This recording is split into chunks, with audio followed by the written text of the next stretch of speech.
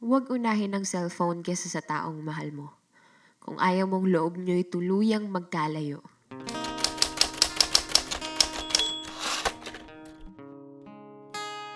Nandito na naman tayo sa nakikipaglaban sa oras at paghihintay, sa pasensya at pagtitiis, sa init ng araw na sinasabayan ng inip sa pagsakay. Parang yung tayo. Naghihintay na naman ako dahil ina-update mo na naman ang laro mo. Punuan daw. Kaunting tiis na lang lalarga na at unti-unti na rin akong napupuno dahil ayaw mo pa rin tumigil kahit magkasama na tayong dalawa. At sa ilang segundo na lang, iilaw na naman ang pula. Nagpaparamdam na kailangang habaan na naman ang pasensya. Pwede bang ako na lang ulit yung kasama mo sa kung saan ka man pumupunta? Hindi yung lagi tayong magkasama pero wala akong napapala. Babe, alam mo ba? Babe, wait lang. Magsisimula na.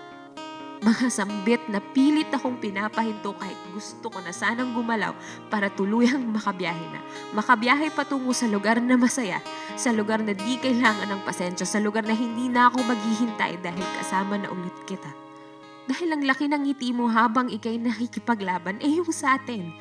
Patuloy pa bang ipaglalaban? Palagi na lang akong taya sa laro sa pagitan nating dalawa. Lagi kasing ikaw ang hinahanap ko kahit ang totoo, katabi lang naman kita. Nakarating na tayo dito kaya sana pagtuunan mo naman ako ng panahon mo. Nakakapagod din naman kasing pagpilitan lagi ang sarili ko. Tutok na tutok ka sinasabi mong rank game mo pero ako, ano bang ranggo ko sa puso mo? Parang tuluyan ka nang hindi nasa akin. Bawat segundo, minuto at oras natin sistema ng mobile games na ang kumain. Halata namang tuwang-tuwa ka pag ikay nananalo at halatang halata rin naman na sa relasyong to, lagi na lang akong may kahati. Ako na ang talo. Pero heto, sinubukan ko ulit kunin ang atensyon mo.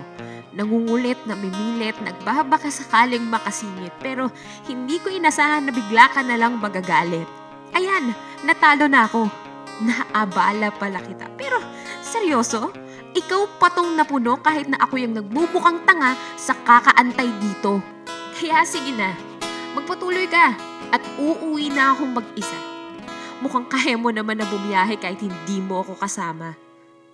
Kung ayaw mong loob nyo'y tuluyang magkalayo, huwag niyong unahin ang cellphone kaysa sa taong mahal niyo.